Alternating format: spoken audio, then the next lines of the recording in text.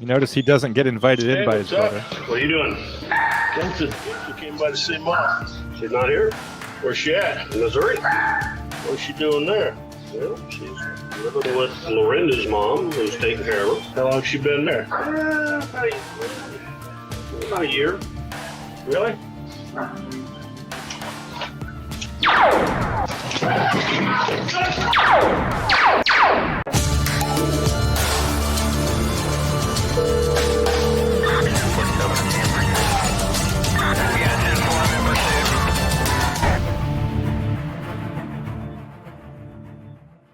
Tonight, we're going to talk about a North Ogden, Utah case. It's a very bizarre case where a guy traveled close to 700 miles from his home in, I believe it was Long Beach, California, all the way to North Ogden, Utah, knocked on his brother's door. If you haven't seen this video, the Ring video of what happens, it is compelling. It's quite shocking, but it's just an odd story, and it's got all the elements that Comm Center likes to break down. I mean, it's got a 911 call involved from the neighbor. It's got footage from the Ring doorbell.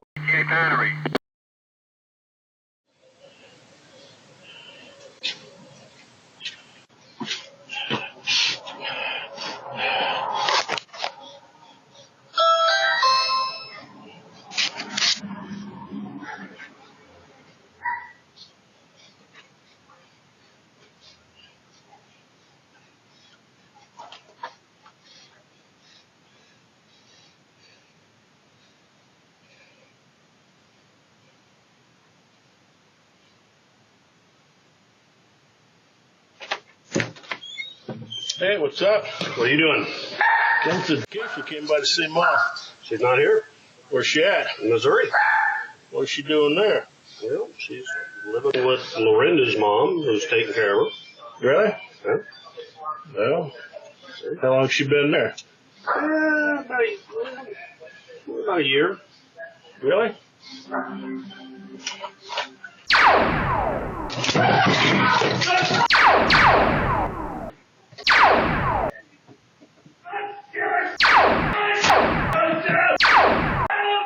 911, what's the address and city of your emergency?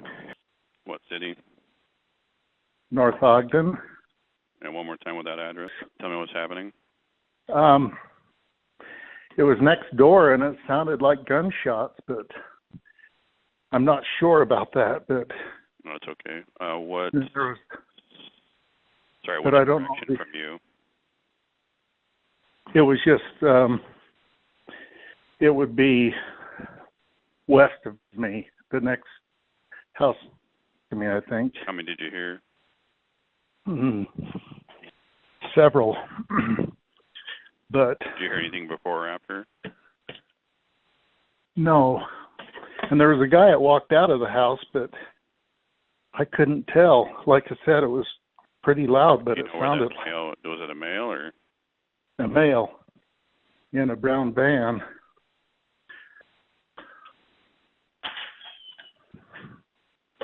Let me see. Went to a brown van. Did he leave in the van or? No, he's still there, but it must not be. I don't know if it was gunshots. Maybe. That's okay. We can always check the area just to make sure. Do you live in a house or an apartment? I live in a house. And what's your name for our records? Okay. Do you know if that male lives there or? No. No, I've never seen the van, but it looks like it's a work van, so I don't know. That's what I'm saying. Now I'm questioning myself, but it sounded like gunshot. But anyway, if they could at least come and check it out. Do you have any description on that male? Did you see any weapons on him at all? I didn't. I mean, he was carrying something and he's right. Huh? Are you aware of just any drugs or alcohol with him, just for officer safety? No. Do you have any description of him, like rough age, race, anything like that? He looks like he's in his maybe late 50s.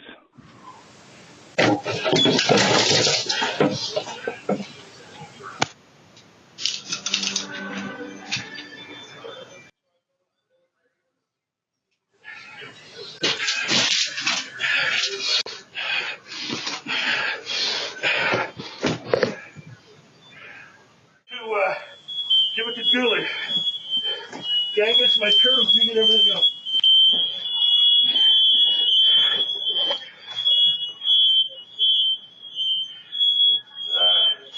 What else do I got here? Oh, go to my garage and get your shit out of my garage ASAP. Scan next door, get the turtles, empty my bank account as quick as you can.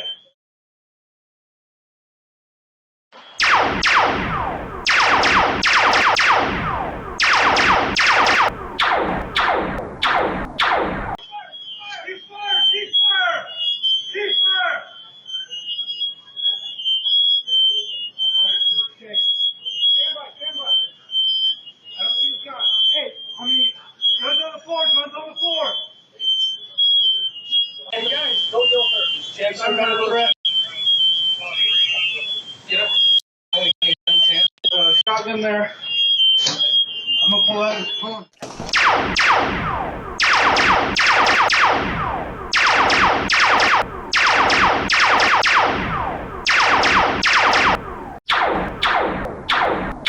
Ceasefire! Ceasefire! Ceasefire! Ceasefire! Ceasefire! Okay, stand by, stand by. I don't see his gun. Hey, how many? Guns on the floor, guns on the floor. I'm on the. You guys see hands? He's down. Headshot wound. Hey, there's another person, dead person. Who's that? It's fire. 603, roll medical, and send us some additional units, please. 603, you have medical on the way and way back from more units. Hey, female says she was shot. Okay, where's she at? Go deal with her. Squad 3. Is that the only gun he had in his hand? Shotgun there. I'm gonna pull out. Hold on, cover me, cover me. I'm putting on gloves. You got that week? Yep. We 617. There's a fire inside the house.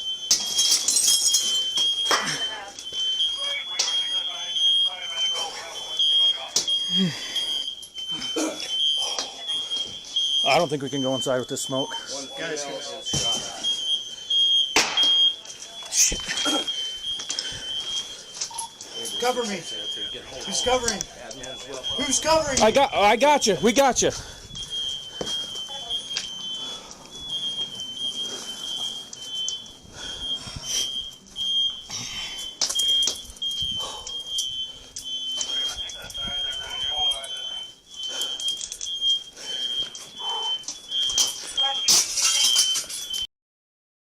Get some details of who else is inside. I got blood.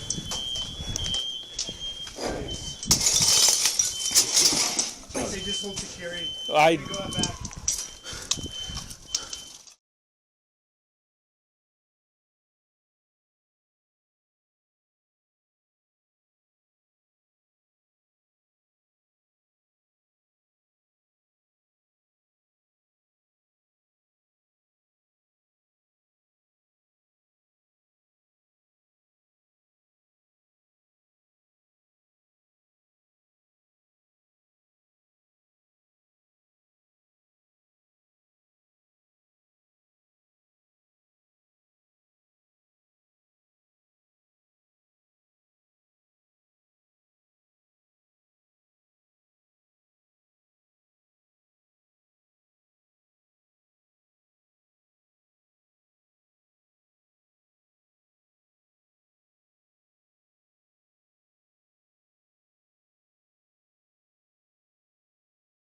So staged down the road, we are now going to tell him the screen is safe to deploy into.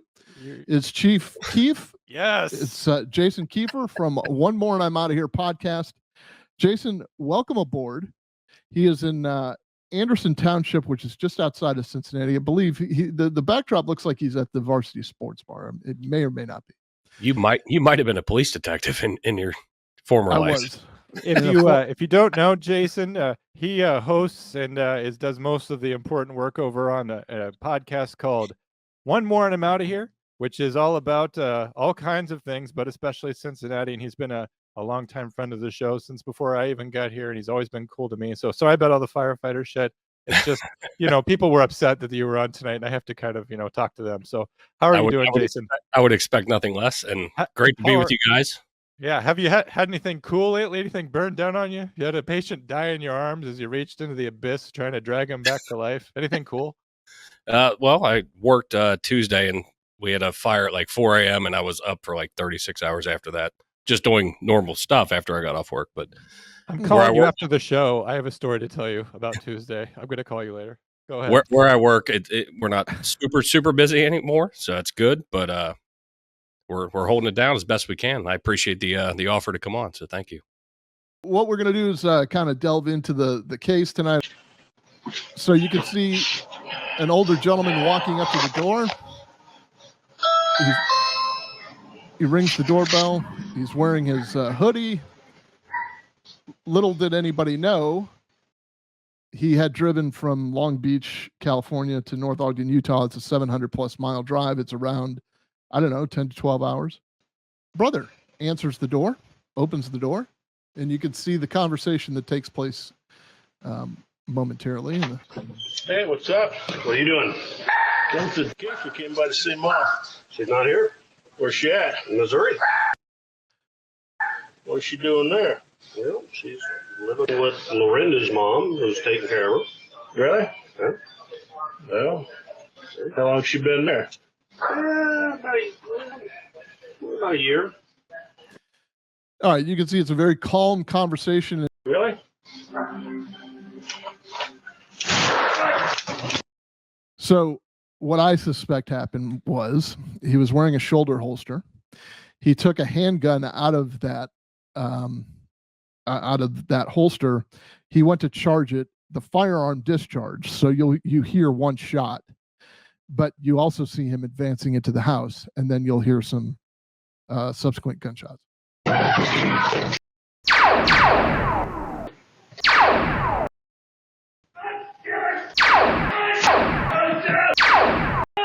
911. What's the address?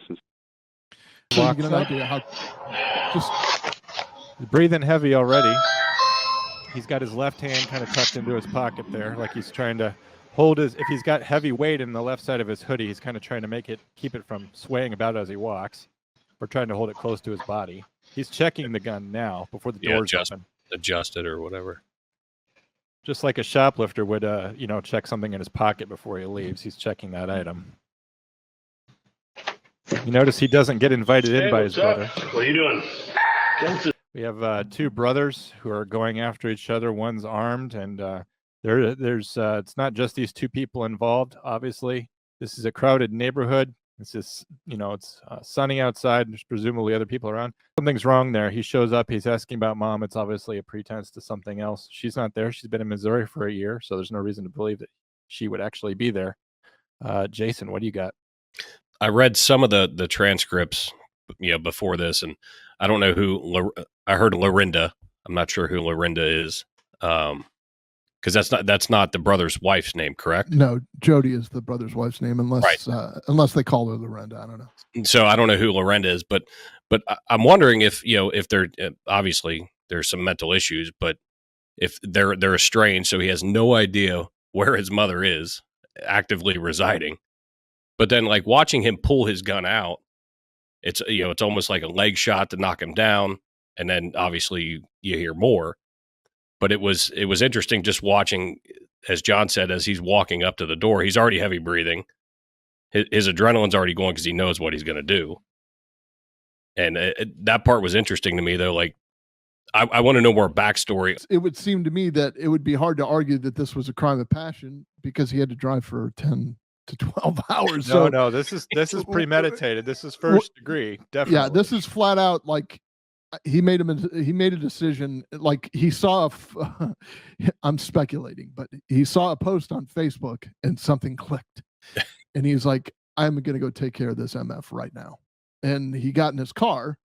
I don't know if he wore a diaper like that crazy astronaut. Yeah, but and drove 11 hours. And you're right. I mean, he knew what he was going to do walking up. I wonder, and I would like to know more backstory, because I do wonder, just because I'm curious. I mean, we're all nosy at this point, but I wonder if he was asking where his mom was, because he wanted to see her, because he wanted to take her out. One, or what? Or was his mind made up that if he tells me anything but yes, come in and see mom, I'm going to kill him. Yeah, it's happening. It's go time. It's going down. What we're going to play is the neighbor's 911 call. So we'll talk a little bit about that after. The city of your emergency. What city? North Ogden. And one more time with that address. Tell me what's happening. It was next door, and it sounded like gunshots, but I'm not sure about that. But no, it's okay. What? Sorry, what but I don't know from you? It was just it would be west of me, the next house to me, I think. How many did you hear? But did you hear anything before or after? No. And there was a guy that walked out of the house, but I couldn't tell. Like I said, it was pretty loud, but it sounded like was it a male or a male in a brown van. Went to a brown van. Did he leave in the van or? No, he's still there, but it must not be. I don't know if it was gunshots. Maybe. That's okay. We can always check the area just to make sure. Do you live in a house or an apartment? I live in a house. And what's your name for just for our records? Okay. Do you know if that male lives there or? No. No, I've never seen the van, but it looks like it's a work van, so I don't know. That's what I'm saying. Now I'm questioning myself, but it sounded like gunshot. But anyway, if they could at least come and check it out. Do you have any description on that male? Did you see any weapons on him at all? I didn't. I mean, he was carrying something and he's right. Huh? Are you aware of just any drugs or alcohol with him, just for officer safety? No. Do you have any description of him, like rough age, race, anything like that? He looks like he's in his maybe late 50s. John, there was something that really struck me about this, being a former dispatcher, that I was like, okay, now I know for sure it's gunshots. I want to see if you picked up on something similar, but go ahead. What do you see? Now you put me on the spot, and now all my brain's deleted. So my first thought is, looking at the video, this is something the dispatcher doesn't have, but looking at these really nice pillars and this nice house and this nice neighborhood, you can just tell it's a nice place. But the caller next door says it sounds like gunshots, but I'm not sure. That's how you know it's a nice neighborhood. The guy he's not accustomed to hearing gunshots or fireworks even, because so often as a 911 dispatcher, you'll get complaints about fireworks pretty much the entire month around July 4th, June, 4th to like August 4th, you're getting fireworks calls. Now, I've been around guns my whole life. I know this is a gun. That is the sound of a rifle being fired, and it's just like it fizzles at the end. So it's like, it's obviously not gunshots. My impression of him, and this is just mine, is that he's scared shitless, and he doesn't want to show it, and he doesn't want to seem like he's overreacting, because he's just like, seems like it could have been, a hail of gunfire. I don't know, but if you maybe want to send somebody by, that's probably a good idea. He seems like he's kind of his reactions couched there a little bit, but I think he's genuinely afraid. So what did I miss, Drew? Chief, before I go to you, Chief Kief, a couple things. First of all, I am so proud of you, John. That's exactly what I was thinking. That is my exact frame of mind. In my years, everybody knows what gunshots sound like, except for people who hear actual gunshots, because they're like, I'm second guessing myself now.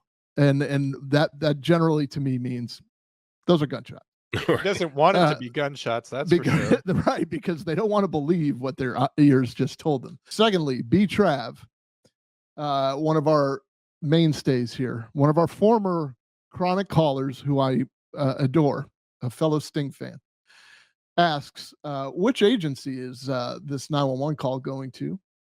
The reason he asks is his brother works for Weber County, and it kind of sounds like him. Well, here's the deal. Now that we're talking about siblings all night, this is the brother show. This 911 recording was released by the Weber County Attorney's Office, so it could very well be your brother. Very small world. Interesting. I've run into this like 3 or 4 times in doing this show. This is a very cool thing. So this may very well be one of our longtime listener, several time caller brother who took that phone call. Then the other thing is, you're right. You're absolutely right. He's like, look, you want to send somebody, I'd appreciate it if you could swing by. I mean, sounds kind of weird. You know what I mean? Like when things are like that, it's just like, oh shit. And I commend the dispatcher, and Brian, if this is your brother, tell him so. Complete calm, gather all the information, put the information in, let the deputy sheriff go out there and handle business. Like absolutely solid. And he could tell the guy was scared, and he didn't get him amped up at all. He didn't just be like, it's probably gunfire and we're going to send out a SWAT team. He's just like, yeah, don't worry about it. If you don't know if it was or wasn't, we're going to check it out all the same. We're going to make sure the area is safe. Just kind of, he could tell the guy was scared, and he just kept it on an even keel. Very excellent dispatcher. And if he is your brother, you tell him good job. Staying calm. I mean, he almost sounded like, just a radio DJ doing his thing, just normal stuff, but collecting that information and grabbing as much information as he could, to throw in. And I don't know this area at all, but, whether they have MDCs, computers, the more notes you get as you're on the way, the better. Brown van. All right. Brown van in a driveway. I've never seen it, this and that. I think he did a great job. Just watching that portion of the video and listening to that. I mean, you can't give any more than that. And Jason, you're going into danger a lot of the time. You're dispatched out there. Like, what does it mean for you, someone going into a hazardous situation, and the person who's sending you there is calm, cool, and collected versus maybe a little nervous? If you have experience with a nervous dispatcher versus a cool one, like what effect does that have on you as your adrenaline's pumping and you're heading into a situation? Go ahead. And I think we've talked about it a little bit, whether when I've called in or whatever, but we have an automated dispatch initially. So it's a robotic voice, just this is what you're going for. Fire alarm. If it comes out structure fire, obviously you're already keyed up. But as you're going, you're getting updates on a computer, but then the dispatcher is also relaying voice. Your seasoned dispatchers, because they're like, engine whatever. You've got smoke showing per PD out of the front of the window versus a newer dispatcher. You've got smoke showing, and as soon as they get amped up, you're like, oh shit, okay. Like, you have those seasoned dispatchers, and some of the newer dispatchers are great at it, and they can compartmentalize it because they know we need anything because a PD typically gets there before we do because they're out on the road, right? They're doing their beat. So they're great at relaying information to dispatch, and it shoots it to us. But it's, that calm, cool. I'm like, okay, I got smoke because I'm already amped up getting my air pack on, doing other things, to prepare to, deploy hose lines or whatever we're going to do. But it's that calm demeanor means worlds. So he's already shot his brother. He shot his brother's wife. I want to know what he dropped. He dropped a magazine. He dropped I can't see it from here, but yeah. The firefighters might call it a clip, but he dropped a magazine from that gun, and he's walking out to his car to get whatever, and we'll see what it is in a second. This It's my turtle. You get everything else.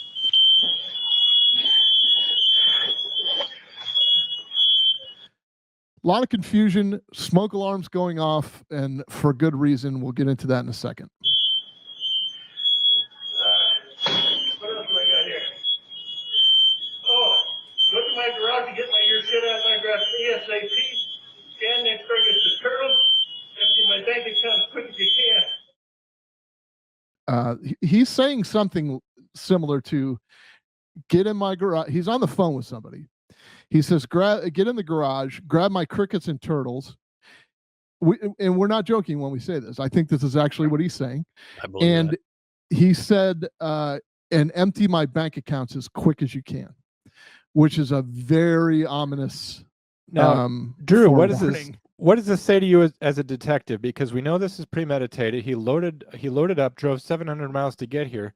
but all of his plans that needs to happen, he didn't do that beforehand. Go ahead. Yeah, I think that this was conditional. I think it was conditional, as in, if she's not there, then this is like instantaneous giving away your belongings, getting your affairs in order because you know what's coming next. There's a red circle around the left pillar of the house of the front porch, and it says bullet holes from Jeffrey, from where Jeffrey fired at police. There's a patrol car, like an Explorer, that's pulling up at the moment, and you could see very obvious bullet holes. So what happened was, when the first patrol car arrived, he started shooting immediately. Yeah, we do have confirmation that it is Brian's, B-Trav's brother that was on the phone. I think we have confirmation of that. I certainly don't want to put him in the position of calling us. I know. There's a set of windows. It's to the left of the front door. It would be like a den or something, if you walked into there. You could see actual flames in there, and you'll start to see some thick black smoke. Those are the kinds of things I wanted to talk to Chief Kief about. Medical on the way and way back from more units. Hey, female says she was shot. Okay, where's she at? Go deal with her. Get up. Is that the only gun you have in his hand? Shotgun there. I'm gonna pull out. Hold on, cover me. I'm putting on gloves. You got that weight? Yep. We 617. There's a fire inside the house. We got smoke pouring out. Multiple alarms going off. Thick black smoke. Heavy, thick black smoke.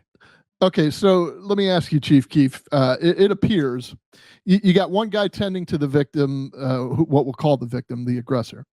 You got one guy tending to him to make sure he's dead, so he's not going to reach for other weapons. The other officer instructs someone else to go deal with the girlfriend who escaped the house, or the wife rather. Then you have the sergeant who was holding deadly force on everybody, but he had a rifle. It sounds to me like he smashed the window where he saw the smoke that was coming out. Good idea, bad idea?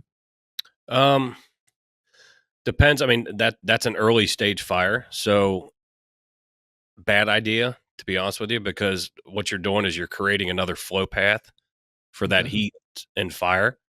If you keep it contained as best as you can, when we arrive, then everything's compartmentalized. As soon as you bust a window, I mean, that front window, it's probably not a huge deal.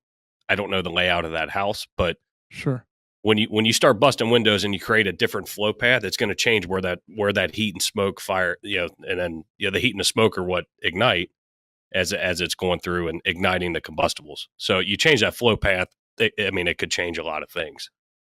Okay, so would it matter if he used a certain type of accelerant? I mean, it's my understanding that he just lit a bunch of road flares. That's what he had in that bag.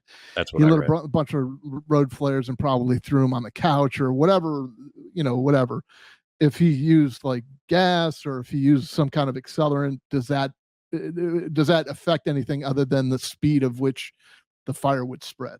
Definitely. I mean, we would be looking at something completely different if he used accelerants. There would be a ton more fire.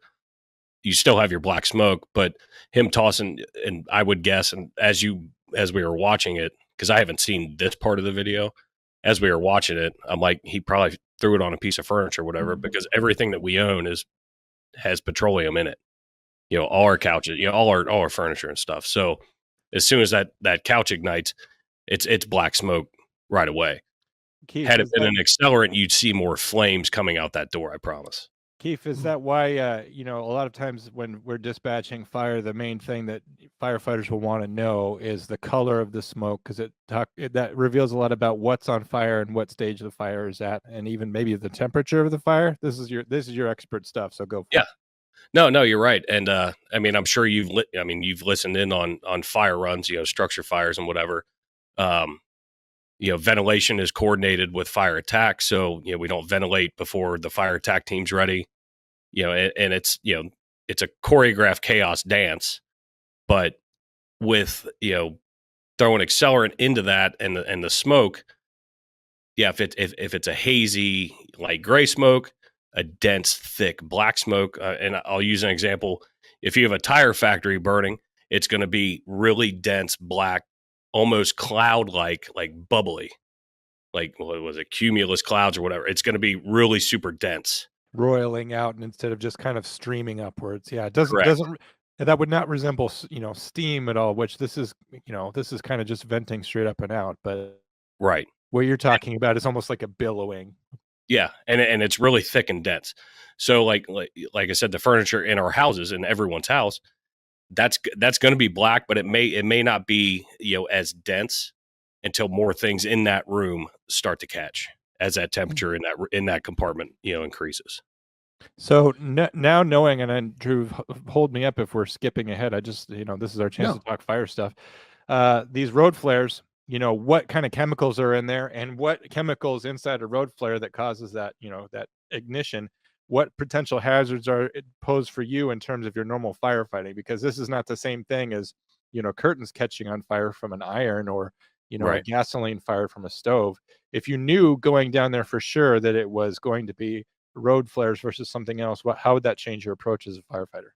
Well, I mean, most cops carry road flares. We carry road flares, and that's mostly phosphorus. Is Right. it, in my experience, they may have come out with some new stuff, but we have phosphorus flares.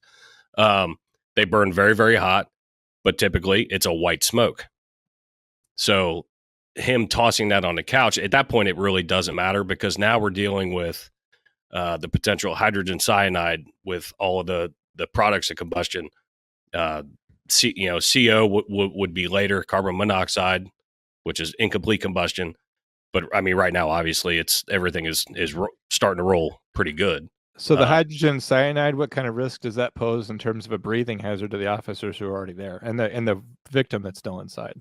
So I mean, you figure, looking at the video right now, and I know the podcast listeners can't see it, but yet you start going in there. I mean, you've got maybe a minute or two before that hydrogen cyanide starts, but we're early into this, so I don't think there's a whole bunch of hydrogen cyanide built up yet. Yeah, But I think there's even a supervisor, I think, that says, "No, yeah, we're not going in there with that smoke." See, and that's a good police supervisor. Well, here's something that I wish you would talk a little bit more about. Okay. Because I guarantee you, cops in general, and probably our civilian friends don't understand or don't know this. The carcinogens in today's couch, or if you use some kind of fabric guard, or even in a car, like is that not one of the more significant dangers for a firefighter? It's not necessarily the roof collapsing on your head. It's breathing in the toxins from everyday stuff. Yeah, and that's something that our industry has gotten much better about, to where when I first started, as soon as the fire was out, but there's still lingering smoke, we take our air masks off, from our SCBA, walk through, and we're pulling ceilings down. There's so much stuff that lingers in there that have so many year-long effects that your body's absorbing it. And then, with the fire community, we have all our gear on and we're protected, but we're sweating, right? We're carrying a bunch of stuff. We're sweating. We're working. Well, all of that, those carcinogens, let's just say hypothetically, in this, I'm going to call it a living room, just for lack of a better term. All of that smoke and particles will hit our hood that covers our neck and our ears and stuff, our armpits, our groin. So, like, the biggest cause of cancer for firemen right now is throat cancer, lung cancer, testicular cancer, and it's all where stuff is pushing on us. So we're actually absorbing all of that into our skin. So, like, we've gotten better currently as getting a quick, dirty decon is what we call it, getting sprayed off with water, get all your gear off. Doesn't go back in the truck, like in the passenger compartment. We'll put it in a different compartment, take it home, wash it. First thing is we shower, get all of that stuff off. But yeah, you're right. I mean, all of those lingering things. So, like, these police officers, let's just say, they made entry for a little bit. They're getting all of that. They're breathing it in, but they're also absorbing it. Mm. And that's we've gotten much better with our cancer awareness, because all of our brothers have been passing away, and we're, science is showing. Yeah. We got to fix it. We give we give firefighters so much shit over like, oh Jesus Christ, they get 2 physicals a year and they get this, but people don't, like for what, sleeping 23 of the 24 hours of their shift or whatever. But this is, I used to liken that to the detective unit I was in. We weren't busy until we were busy. Then we were fucking busy. Right. So this is the same thing. The hazards of that job are exponential. Like people just don't realize that even in a brand new car, the brand new car is even worse. Like we had a discussion in Clayton about a Tesla, like the dangers of a Tesla catching on fire, 10 times worse than a Vega from 1979, like John drives. Like what is the like, so what is it about a Tesla that would be a hazard to you? I've got all kinds of Tesla information for you. If you drive a Tesla, first of all, you're in a death trap. Go ahead, Jason. So hypothetically, we get dispatched to a Tesla car fire, and we have all kinds. We got a bunch of books, guidelines in our trucks, because there's a bunch of different ones. The Chevy Volt, Tesla, of where if somebody's trapped, where can we cut? Where's the main battery line going to where if we cut through that frame, we're going to get shocked. But one catching on fire. I mean, it takes, the studies have shown, it takes like over 40,000 gallons of water to put it out. Well, those things will burn underwater. But it's still not going out because, okay, we're good. We leave. It goes on a tow truck and catch it because the batteries will reignite. So you have to pull in, foam applications, with the water. And I mean, I have yet to deal with one and I don't want to, but they sound like a freaking nightmare. Well, you mentioned people getting trapped. I mean, we had to have a whole briefing on this because if the power goes out after some kind of collision or something and the battery's damaged and you start, how are they going to get out? They can't get out. Where is the escape handle? Okay, so first of all, they're freaking out. They're going to be going like this. Now, you can't see me at home, but I'm grabbing to the left. If you're in the driver's side door, you're going to be going for a handle because that's where you go to get out. But the escape handle on a Tesla is like a ripcord, like you have to pull like a parachute. It's under your driver's seat. So imagine this person screaming. There's flames, there's smoke, there's a terrible smell from this car. They can't get out. And once you're trapped, like all of your rational thinking and all of your listening skills disappear. And so you're a dispatcher, and let's say you're me, and you just happen to know, like, listen, the escape handle is under the seat. Reach under the seat and pull the handle. It's kind of like the handle that's inside your trunk that helps you escape the trunk. Why the hell is the escape handle under there? You need the escape handle on the door. You just need a regular latch to get out of that thing. I had a Tesla Uber and I couldn't even get into it because I had no idea how the door handles worked. So. But that, and not only that, but like, if smoke's coming from the vehicle, now we addressed this earlier with the hydrogen cyanide, but that gas can blind you. It can, if it doesn't kill you, it'll severely curtail your lifespan just by breathing in the smoke. Well, and you take one breath and your breath's gone. And then when you can't breathe, what do? You freak out. Held underwater, guess what? You start flailing, right? I mean, it's the same thing.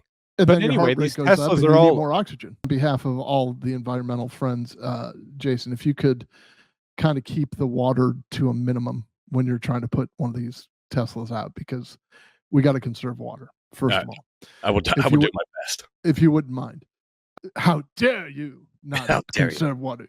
You'll hear in a second some banter back and forth about the actual flame. So let's play a little more of it. I don't think we can go inside with this smoke.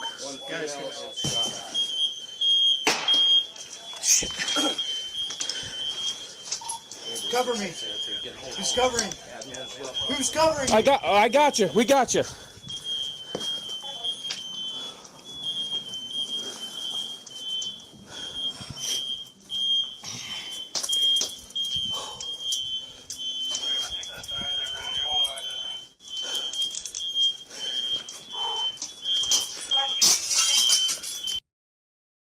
Get some details of who else is inside.